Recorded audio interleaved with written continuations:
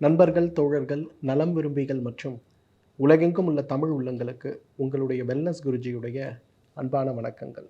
ஜனம் தமிழ் நேயர்களுக்கு என்னுடைய நலமான காலை வணக்கங்கள். நம்முடைய வாழ்க்கை எந்த அளவுக்கு இயற்கையோடு ஒன்று இருந்ததோ அந்த அளவுக்கு நம்முடைய வாழ்க்கை ஆரோக்கியமானதாக இருந்தது. இயற்கை சார்ந்த விஷயங்களையும் உணவில் இயற்கையாக நமக்கு கிடைக்கக்கூடிய பொருட்களை பெரிதும் உணவாகவும் சாப்பிடுகின்ற ஒரு வழக்கத்தை வைத்திருந்த வரை நம்மில் நிறைய பேருக்கு நோயற்ற வாழ்க்கை அப்படிங்கிறது ஒரு வரமாகவே இருந்தது. என்றைக்கு நம்முடைய நாகரிக வளர்ச்சி அப்படிங்கிற பெயரில் நம்மை சுற்றி இருக்கக்கூடிய இயற்கை வளங்களை நாம் இழக்க ஆரம்பித்தோமோ அப்பொழுதே நமக்கு நோய்களும் நோயுள்ள வாழ்க்கையும் தான் இன்றைக்கு பதிலாக கிடைக்கிறத பார்க்கணும். ஒரு 40 வருடங்களுக்கு முன்பு அல்லது 50 வருடங்களுக்கு முன்பு எந்த கிராமத்திற்கு நீங்கள் சென்றாலுமே அந்த கிராமத்துடைய மைய பகுதியில் அரச மரம் ஒன்று இருக்கிறத நீங்கள் பார்க்க முடியும். இன்றைக்கெல்லாம் நம்ம ரவுண்டானான்னு சொல்லுவோம். வட்ட வடிவமாக 4 தெருக்கள் சந்திக்கக்கூடிய இடங்களில் வட்ட வடிவமான சந்திப்புகள் இருக்கிறத நம்ம பார்க்குறோம் இல்லையா? அதே போல் கிராமங்களில் நம்ம பார்த்தோம்னா அரச மரம் இல்லாத கிராமமே நாம் பார்க்க முடியாது. இன்றைக்கு உங்களோடு அரச மரத்துடைய மருத்துவ குணங்களை பற்றியும் அடுத்த தலைமுறைக்கு அரச மரத்தை கொண்டு செல்ல வேண்டிய அவசியத்தை பற்றியும் தான் நான் பகிர்ந்து கொள்ளப் போகிறேன். அரச மரத்துடைய ஒரு மிகப்பெரிய சிறப்பு என்ன தெரியுமா? இன்றைக்கு இந்தியாவில் இருக்கக்கூடிய எல்லா மாநிலங்கள்லையும் அரச மரத்தை நாம் பார்க்கலாம். நம்ம தமிழுக்கே உரித்த ஒரு மரமாக இது இருந்தாலும் கூட அரச மரத்தின் வகையை சார்ந்த விதவிதமான மரங்கள் இன்றைக்கு உலகம் முழுவதும் இருக்கிறத பார்க்குறோம். குறிப்பாக ஆசியா முழுவதும் இருக்கிறத நம்ம பார்க்குறோம். அரச மரம்னு சொன்னாலே நமக்கு தெரியும் 100 வருடம், 150 வருடம், 200 வருடம்னு பழமையான மரங்கள் எங்கே இருந்தாலும் அதில் நிச்சயமாக ஒன்றாவது அரச மரமாக இருக்கிறத நம்ம பார்ப்போம். நோயற்ற வாழ்க்கைக்கும் நீண்ட ஆயுளுக்கும் அரச மரத்தை போல நமக்கு பயன் கொடுக்கக்கூடிய ஒரு மூலிகை இருக்குமா அப்படிங்கிறது ஒரு கேள்விக்குறி தான். முதலாவது மாதவிலக்கு கோளாறுகள். இன்றைக்கு தெருவுக்கு தெரு செயற்கை கருவூட்டல் மையங்கள் துவங்க கொண்டு இருக்கிறத நம்ம பார்க்கிறோம்.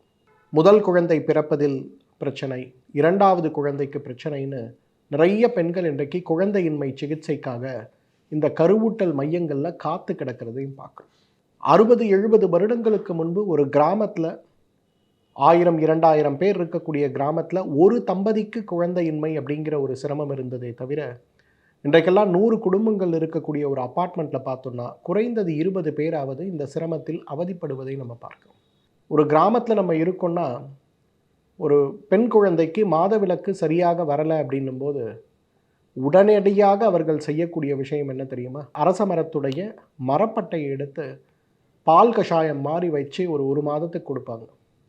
மாதவிலக்கு சீராகி கொண்டே வருவது மட்டுமல்ல, உடலும் குணமாகி கொண்டே வருவதை நாம் பார்க்க முடியும். இந்த பழக்கங்களை எல்லாம் நாம் மறந்து போனதாலேயோ என்னவோ மாதவிலக்கு சார்ந்த சிரமங்களும், கருமுட்டை பையில் ஏற்படுகின்ற நீர்க்கட்டிகளும், கருப்பையில் ஏற்படுகின்ற கட்டிகளும், கருப்பையில் ஏற்படுகின்ற வீக்க நோய்களும் இன்றைக்கு உலகத்திலேயே மிக அதிகமான கருப்பை நீக்க, கருமுட்டைப்பை நீக்க அறுவை சிகிச்சை செய்கின்ற நாடாக இந்தியா மாறி இருக்கிறத நம்ம பார்க்கிறோம். அந்த அளவுக்கு மாற்றத்தை உருவாக்கி இருக்கக்கூடிய ஒரு கலாச்சார சீரழிவு தான் இந்த அரச மரத்தை பற்றியும் அதோடைய மருத்துவ குணங்களை பற்றியும் உணராமல் நாம் போனதால் நமக்கு ஏற்பட்ட பாதிப்பு. இன்றைக்கு பெண் குழந்தைகள் இருக்கக்கூடிய வீடுகளில், குறிப்பாக குழந்தைக்கான முயற்சி செய்யக்கூடிய இளம் பெண்கள் இருக்கக்கூடிய வீடுகளில் அரச மரப்பட்டை பால் கஷாயம் ஒரு தினசரி உணவாகவே இருக்க வேண்டும் அப்படிங்கிறது என்னுடைய ஒரு அன்பான வேண்டுகோள். நம்ம நிறைய காஃபி, டீ, உற்சாக பானங்கள், புரோட்டீன் ட்ரிங்க்ஸு, அது இது நிறைய விஷயங்களை நம்ம சாப்பிட்றோம். அதோடைய மருத்துவ குணங்கள் உணர்த்தப்பட்டதா, அது தெரியுமா தெரியாதான்லாம் நம்ம பார்க்குறதில்ல. இன்றைக்கி விளம்பரங்களை பார்க்குறோம், வாங்குகிறோம், பயன்படுத்துகிறோம்.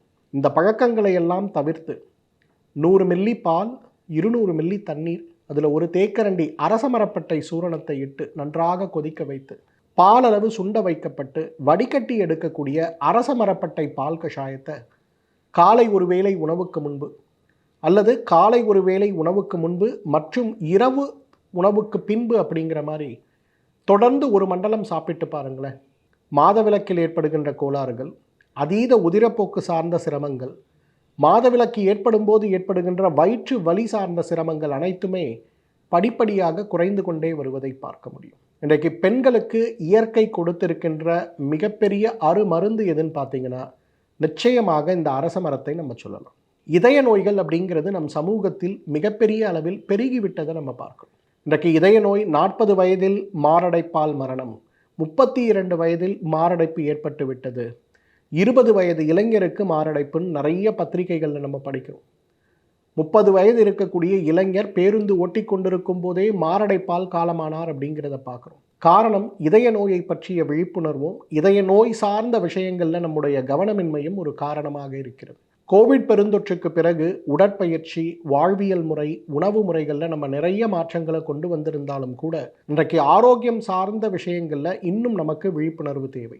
நம்முடைய தாய் தந்தை யாருக்காவது இதயம் சார்ந்த நோய்களோ, இரத்த கொதிப்பு சார்ந்த நோய்களோ, சர்க்கரை சார்ந்த நோய்களோ இருந்ததுன்னா மரபணு ரீதியாக நமக்கும் அந்த நோய் வருவதற்கான வாய்ப்புகள் இருக்கிறதுனால இதய ஆரோக்கியத்தை மேம்படுத்திக் கொள்வதற்கும், இதய நோயால் ஏற்கனவே நமக்கு இருக்கிறது அப்படிங்கிற ஒரு புரிதல் இருந்து அதற்கான மருந்துகளை எடுத்து கொண்டிருந்தாலும் கூட மரப்பட்டையையும் இலையையும், அரச மரத்துடைய மரப்பட்டை இலை அல்லது இலை தண்ணீரில் இட்டு நன்றாக கொதிக்க வைக்கணும்.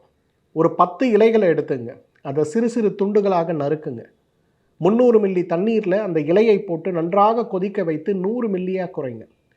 வடிகட்டி எடுக்கக்கூடிய அந்த அரச மரத்துடைய இலை கஷாயம் அல்லது மரப்பட்டை கஷாயம் ஏதேனும் ஒன்றை காலை ஒரு வேளை, மாலை ஒரு வேளை வழக்கமாக சாப்பிடுகின்ற தேநீருக்கு பதிலாக ஒரு 3 மண்டலங்கள், ஒரு 150 நாள் சாப்பிடுங்க. 150 நாளுக்கு பிறகு மீண்டும் போய் உங்கள் இதயத்தை பரிசோதனை செய்து பார்த்தீங்கன்னா இதயத்துடைய செயல்பாடுகள் மிகப்பெரிய அளவில் மாறிப்போயிருப்பதை பார்க்க முடியும். சர்க்கரை நோய் இன்றைக்கு நம்மை துரத்தக்கூடிய மிகப்பெரிய நோய்களில் ஒன்றாக இருக்கிறத பார்க்குறோம்.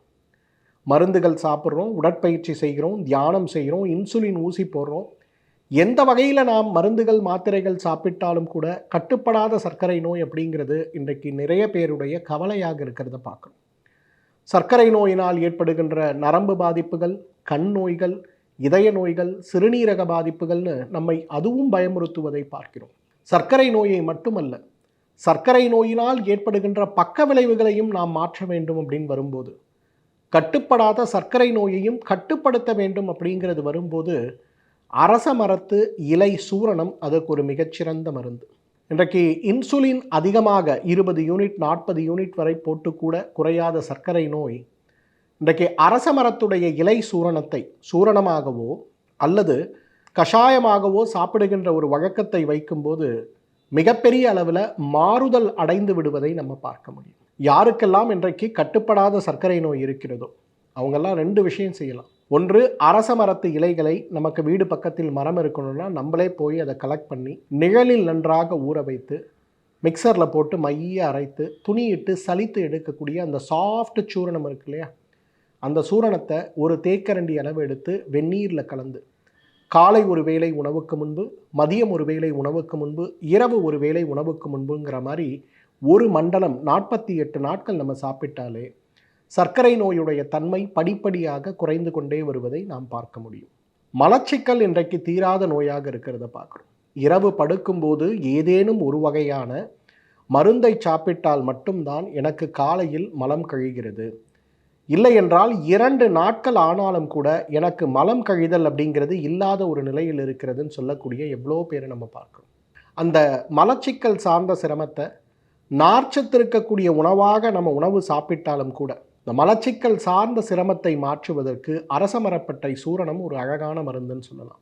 அரச மரத்து காய்கள் இன்றைக்கு மிகப்பெரிய அளவில் இதய பலத்திற்கும் சர்க்கரை நோய்க்கும் நரம்பு தளர்ச்சிக்கும் உதவி செய்கிறதையும் நம்ம பார்க்குறோம். அரச மரப்பட்டையுடைய அரச மரத்துடைய பயன்களை பற்றி நம்ம பேசுகிறோன்னா இன்று முழுவதும் பேசிக்கொண்டே இருக்கலாம். சர்க்கரை நோய், இதய நோய், இரத்த கொதிப்பு, மாதவிலக்கு கோளாறுகள், உடல் சோர்வு, வயிறு செரிமானம் சார்ந்த சிரமங்கள், உடல் சூடினால் ஏற்படுகின்ற நோய்கள், கல்லீரல் சார்ந்த பாதிப்புகள், அடிக்கடி ஏற்படுகின்ற மஞ்சள் காமாலை சார்ந்த சிரமங்கள் வரை சுலபமாக தடுத்து ஆரோக்கியத்தை மேம்படுத்தக்கூடிய ஒரு அருமருந்துனா நிச்சயமாக அரச மரத்தை நம்ம சொல்லலாம். அரச மரப்பட்டை சூரணத்தை அல்லது அரச மரப்பட்ட இலையை, அரச மரப்பட்டை சூரணத்தை அல்லது அரச மர இலையை ஒரு உணவாக, ஒரு மூலிகை தேநீராக பயன்படுத்துகின்ற ஒரு வழக்கத்தை வைத்து கொண்டாலே நம்மாலும் ஆயுள் முழுவதும் ஆரோக்கியமாக வாழ்ந்திட முடியும். மீண்டும் மற்றொரு ஆரோக்கிய குறிப்போடு உங்களை சந்திக்கிறேன். அதுவரை உங்களிடமிருந்து விடைபெறுவது உங்களுடைய வெல்னஸ் குருஜி. நன்றி, வணக்கம்.